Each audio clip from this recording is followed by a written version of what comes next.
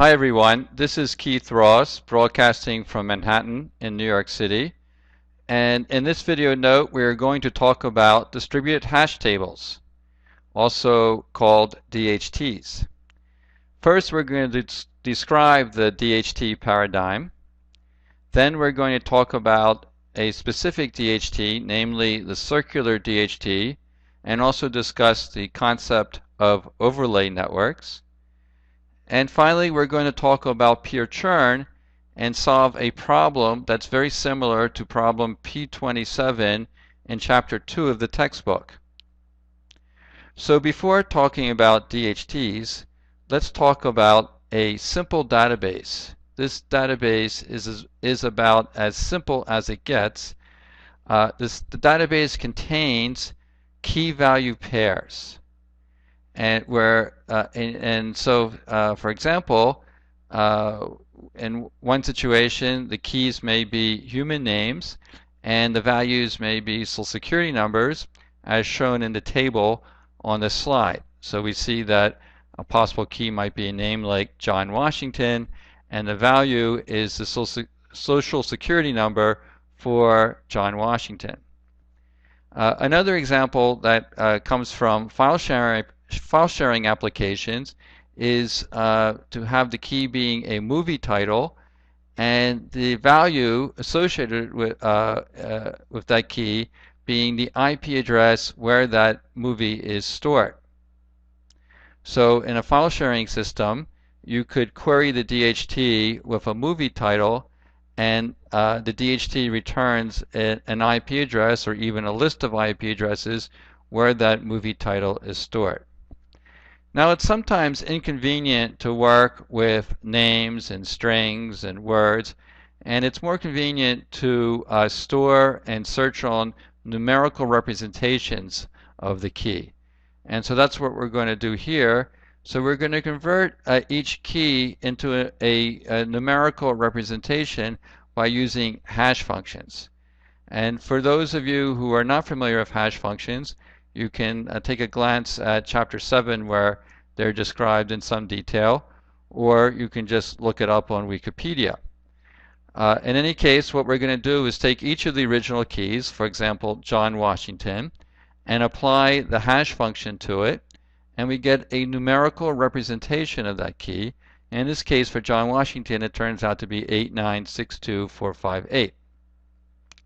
So in the end, our hash table will now store the hash keys, which we'll simply call the keys, and the corresponding values. And the resulting data structure is nothing but a hash table that you may have seen in a course in data structures before. So what about a distributed hash table? Well, a distributed hash table takes a hash table and distributes it over a large number of peers, let's say 1,000,000 peers. So we distribute the key value pairs over all the peers in such a way that these pairs, these key value pairs, are evenly distributed over the peers, or at least roughly evenly distributed over the peers. Now we would like this DHT to have a number of properties, and one of the properties is that any peer can query the database with a key, and the database returns the associated value for the key.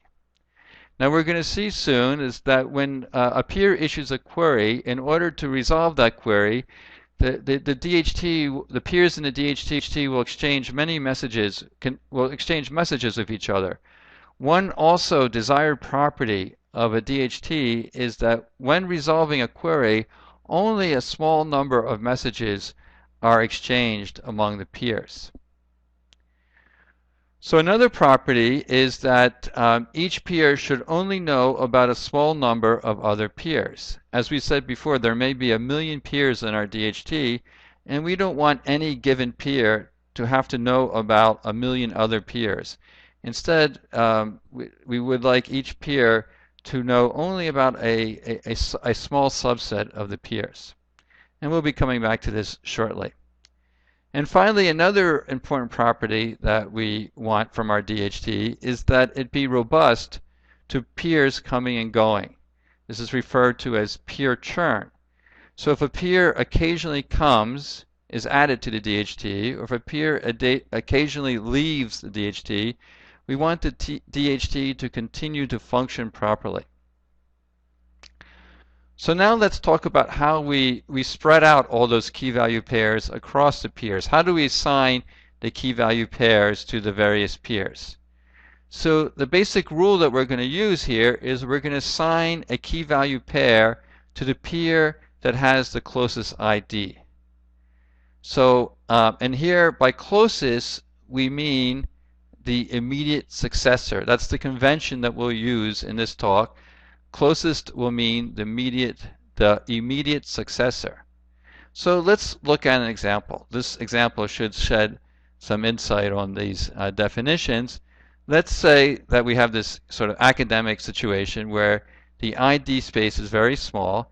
It ranges from 0 to 63. So that means every key has a value lying between 0 and 63, and every peer ID also has a value lying between 0 and 63.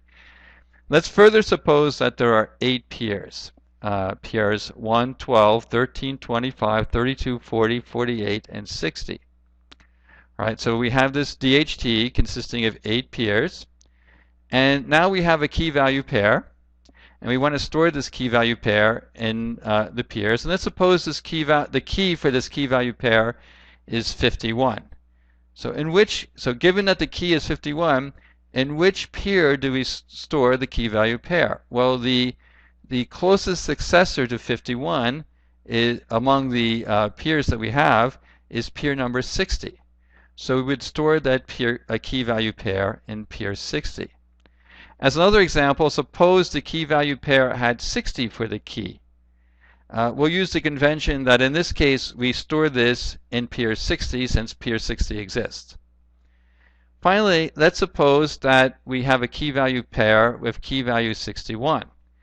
Well, there's no successor in this list of peers here to 61, so we wrap around and we store that key value pair with key 61 in peer 1. Now talk about how peers are organized within the DHT. There are many different ways to organize peers in a DHT. One of the simplest ways of doing it is to organize them in a circle. And an example of that is shown here. Here we see that every pair is aware of 2 other peers, and the peers are organized in a circle according to their ID. So for example, peer 12 follows peer 1, peer 13 follows peer 12, peer 25 follows peer 13, and so on. So each peer is only aware of 2 other peers. For example, peer 12 is aware of peer 1 and of peer 13. Peer 1 would be its predecessor, and peer 13 is its successor. Now what do we mean by being aware? What we mean is that peer 12 knows the IP address of peer 1, and peer 12 knows the IP address of peer 13. And in this circular DHT, peer 12 is only aware of those 2 peers, peers 1 and 13. It's not aware of any other peers. So one of the very nice features of the circular DHT is that although there may be 1,000,000 peers in the DHT collectively, each peer only needs to know about 2 other peers, only needs to store the IP addresses of 2 other peers. A circular DHT is a very nice example of what is called an overlay network. In computer networking, the concept of overlay networks comes up over and over again. The DHT is a very nice example of one such overlay network. So the overlay network, as we know, is a network that connects different peers together. It's an abstract network. But each link in the overlay network, for example, the link between peer 1 and peer 12, actually consists of many physical links in the underlay network. And those, so the overlay network actually rides on top of the underlying computer network, which consists of routers and communication links. So now let's consider the problem of resolving a query in a circular DHT. Recall that the key value pairs are distributed among all the peers in a DHT. Now let's suppose peer 12 wants to make a query. In particular, peer 12 would like to know the value associated with key 53. Now the key value pair for key 53 is not in peer 12, so peer 12 must send the query into the DHT.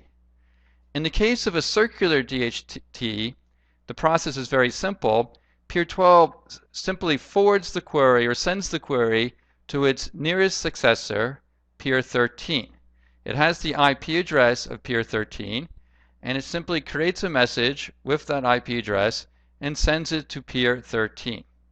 The message goes through the underlay network over a number of routers and communication links and eventually reaches peer 13. Peer 13 is also not responsible for the key 53, so it forwards the query to peer 25, its successor. Similarly, peer 25 forwards the query to its successor, peer 32, and so on. Eventually, the query gets to peer 60. Now 60 is responsible for the key 53 because it is the closest successor to the number 53. So peer 60 then goes into its storage, gets the value associated with key 53 out of its storage, and sends it to the originator of the query, peer 12. Now note that this circular DHT, as we said before, has a very nice feature that every peer is only aware of two other peers in the whole DHT. But it has one major disadvantage, and that is for every query, on average, n over 2 messages must be sent, where n is the total number of peers in a network. So if n is equal to 1,000,000, if there are 1,000,000 peers, then for every query, 500,000 messages must be sent. And so this is a very large number. In order to reduce the number of messages sent in a circular DHT, what we can do is add shortcuts. So let's look at the example shown in front of us. We see now that each peer, in addition to having a predecessor and a successor, also has one shortcut peer. So for example, peer 12 still has the predecessor peer 1 and still has the successor peer 13, but also now has a shortcut peer, peer 32. So in this simple example, where every peer has just one shortcut, now every peer needs to track 3 peers. So every peer needs to know the IP address of 3 other peers. So let's now take a look at an example to show how these shortcuts can reduce the number of messages sent when resolving a query. So once again, peer 12 would like to know the value associated with peer 53. So instead of sending the message this time to peer 13 along the circle, it sends it to its shortcut node, peer 32, since 32 is still smaller than 53 and is closer to 53 than 13 is. So it's peer 12 sends the message to peer 32. Now peer 32 has now the option of either sending the message along the circle to peer 40 or sending it to its shortcut node, peer 48. And since 48 again is closer to 53 than 40 is, it sends it to peer 48. Peer 48 then sends it to peer 60, knowing that 60 is responsible for the key, since 60 is the nearest predecessor to 53. And then once again, 60, just as before, sends a message to peer 12, providing the value associated with key 53. So one thing that's very nice about the shortcuts is that it reduces the number of messages sent to resolve a query. In this example, the number of messages sent was reduced from 6 to 3. Now, shortcuts can be added to a circular DHT in a clever manner so that the total number of messages sent to resolve a query is on average log n, or order log n, and also the number of neighbors that any particular peer has is also on order log n. And since log n grows very slowly with n, even if you have a DHT with a very large number of peers, the number of neighbors that a peer has will be small, and also the number of messages that needs to be sent to resolve a query is also on average very small. Now in a DHT, peers may come and go. For example, consider a file sharing system that is organized with a DHT. In such a file sharing system, of course, peers often come and go. So this coming and going is referred to as peer churn in the literature. And it's a very important problem that we must deal with. So the way it's handled, for example, in a circular DHT, is to have each peer not only know about its immediate successor, but also about its second successor. So in this situation, each peer knows about its predecessor and also about its two successors for a total of 3 peers. And so because peers are coming and going, because of the peer churn, each peer must continually verify that its successors are still there. And if they're not, the peers must obtain new successors. So in order to verify, suppose you're a peer, in order for you to verify that your successors are still there, what you do is you send ping messages to each of your successors. And if they both respond, then you know they're up and alive and participating in the DHT. And if they're not there, then you need to do something. And the basic idea is that if an immediate successor leaves, you choose the next successor, your second successor, as your new immediate successor. So let's look at an example. Let's suppose that peer 5 abruptly leaves. Suppose you're peer 4 and peer 5 abruptly leaves. So you ping peer 5 and you don't get a response, and you know that peer 5 has left. So what are you going to do? So you're going to make peer 8 now your second successor, your immediate successor.